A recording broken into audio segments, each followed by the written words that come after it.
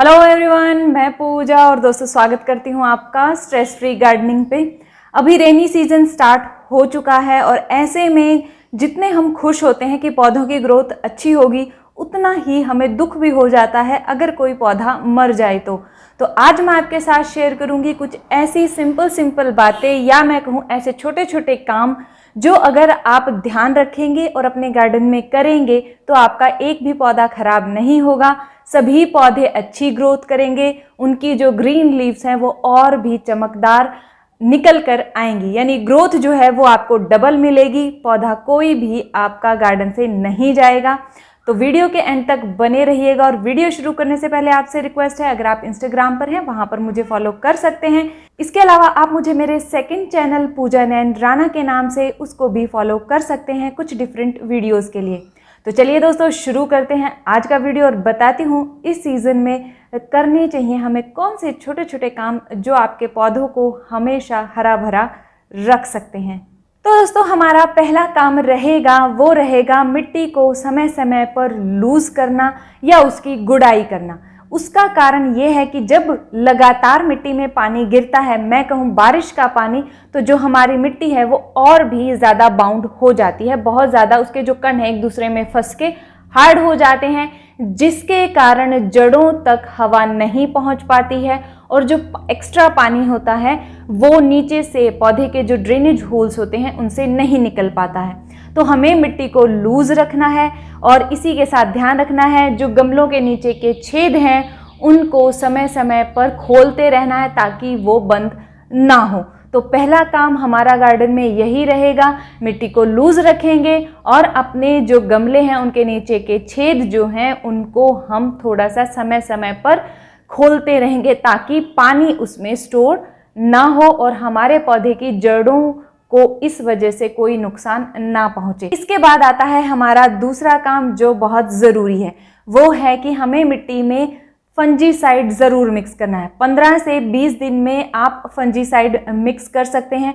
कुछ रिकमेंडेशन, क्योंकि काफ़ी लोग मुझसे पूछते रहते हैं कि कौन सा हम इस्तेमाल करें फंजीसाइड। तो दोस्तों बारिशों में आप हमेशा जो हम मार्केट से खरीदते हैं उसी का इस्तेमाल करें, क्योंकि घर के जो हम प्रोडक्ट इस्तेमाल करते हैं, यानी कि जो मसाले इस्तेमाल करते हैं जैसे कि हल्दी है, सिनेमन पाउडर है, वो इतना अच्छा काम उस समय पर नहीं कर पाते जब प्रॉब्लम प्लांट में हो जाती है, या जब जो चांसेस होते हैं प्रॉब्लम लेने के वो ज़्यादा हों तब ये चीज़ें काम नहीं कर पाती हैं। इसीलिए आप मार्केट से ही फंजीसाइड लेकर आएंगे। मैंने कुछ रेकमेंड किया हुआ है, डिस्क्रिप्शन बॉक्स में कुछ नाम दिए हुए हैं या मैं कहूँ लिंक दिए हुए हैं, वहाँ जाकर आप प्राइस वगैरह चेक कर लीजिए, ब्रांड का नाम जो है वो चेक कर लीजिए और लोकल मार्केट से भी ला सकते हैं, ऑनलाइन भी ले सकते हैं। तो हमें फंजीसाइड मिट्टी में ज़रूर मिक्स करना है। फंजीसाइड जो जड़ों में होने वाली समस्याएं होती हैं उनसे पौधे को बचाता है, इसीलिए हर पौधे में हम फंजीसाइड ज़रूर डालेंगे। अब आप पूछेंगे कि हमें कितना कितना डालना है। तो अगर आपका गमला 8 से 10 इंच का है या 12 इंच का है तो आप आधी चम्मच लेंगे। अगर आपका गमला छोटा है तो उसी के अकॉर्डिंग हम उसकी मात्रा कम कर देंगे।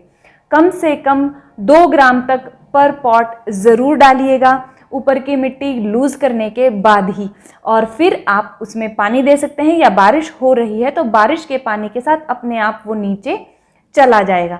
इंडोर प्लांट जो हैं आपके उसमें डाल रहे हैं तो मिट्टी को लूज़ कीजिए, फंजीसाइड मिक्स कीजिए और उसके बाद आप उसमें जो बरसात का पानी है उसका इस्तेमाल कीजिए अगर वो बरसात में नहीं रखे होते हैं आपके पौधे तो, क्योंकि उससे उसे नाइट्रोजन मिल जाएगा और जड़ों को फंजीसाइड मिल जाएगा, तो ग्रोथ जो है आपके इंडोर प्लांट्स की अच्छी रहेगी। या जिनके बालकनी में पौधे होते हैं वो भी ये काम ज़रूर करेंगे, क्योंकि ह्यूमिडिटी जो है वो ज़्यादा हो जाती है जिसके कारण मिट्टी में नमी बनी रहती है और मिट्टी में नमी बने रहने के कारण भी जड़ों में समस्या हो सकती है। तो ये दोनों ही काम आपको ज़रूर करने हैं, पौधे इंडोर हो या आउटडोर हो।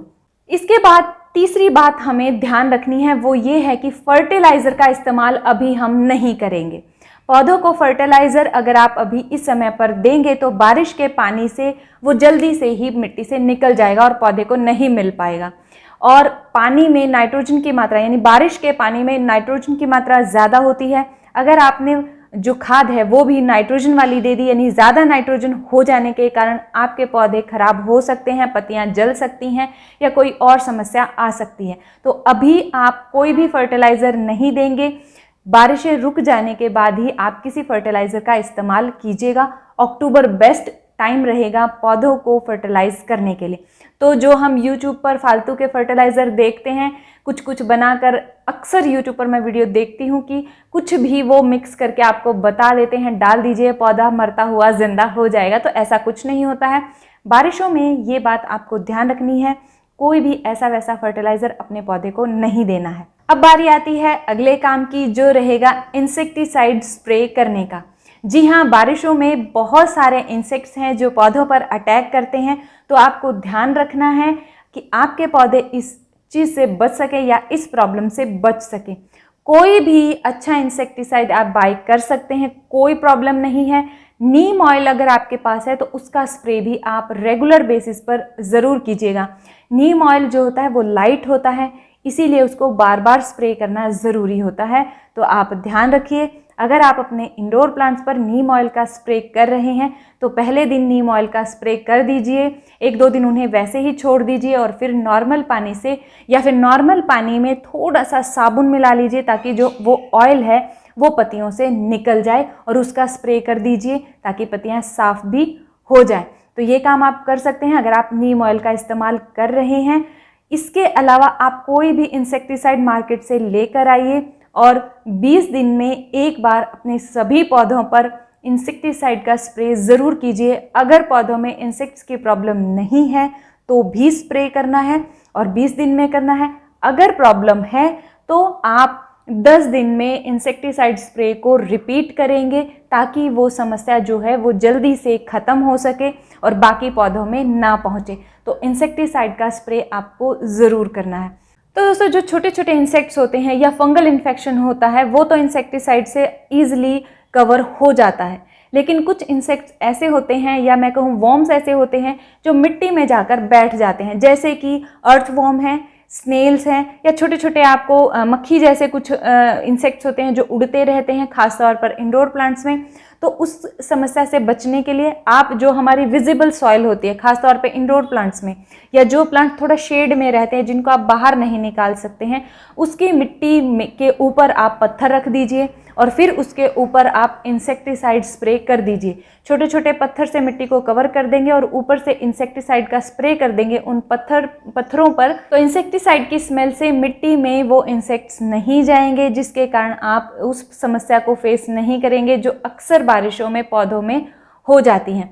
इसके अलावा आप इंसेक्टिसाइड को मिट्टी में भी डालेंगे तो भी इस प्रॉब्लम से बच सकते हैं। उसके लिए आपको क्या करना होगा, 1 लीटर पानी में 3 ml से 5 ml तक आप मिला सकते हैं। मैं रेकमेंड करूंगी कि आप 3 ml तक ही मिलाइएगा और अच्छे से मिक्स कीजिए, मिट्टी को ड्राई कीजिए अच्छे से, पौधे की मिट्टी को, और फिर उसमें डाल दीजिए।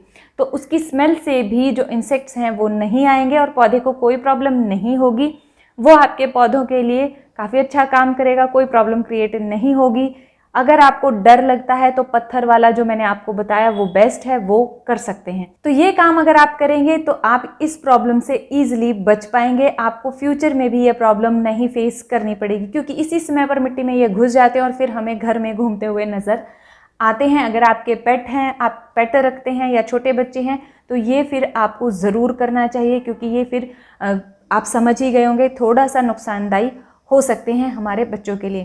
तो चलिए अब चलते हैं अगले पॉइंट की तरफ, और जो कि है बहुत ही मेन पॉइंट, वो ये कि इस बारिशों के मौसम में आप नए पौधे अपने गार्डन में ऐड कर सकते हैं। इसके अलावा आप अपने किसी भी पौधे को डिवाइड करना चाहते हैं, यानी मल्टीप्लाई करना चाहते हैं, जैसे कि स्नेक प्लांट है या कोई और प्लांट है जो एक ही गमले में काफ़ी ज़्यादा हो गया और उसको डिवाइड करना चाहते हैं, तो बिल्कुल सही समय है। इसके अलावा आप कटिंग से नए पौधे ऐड करना चाहते हैं अपने गार्डन में, तो बिल्कुल सही समय है।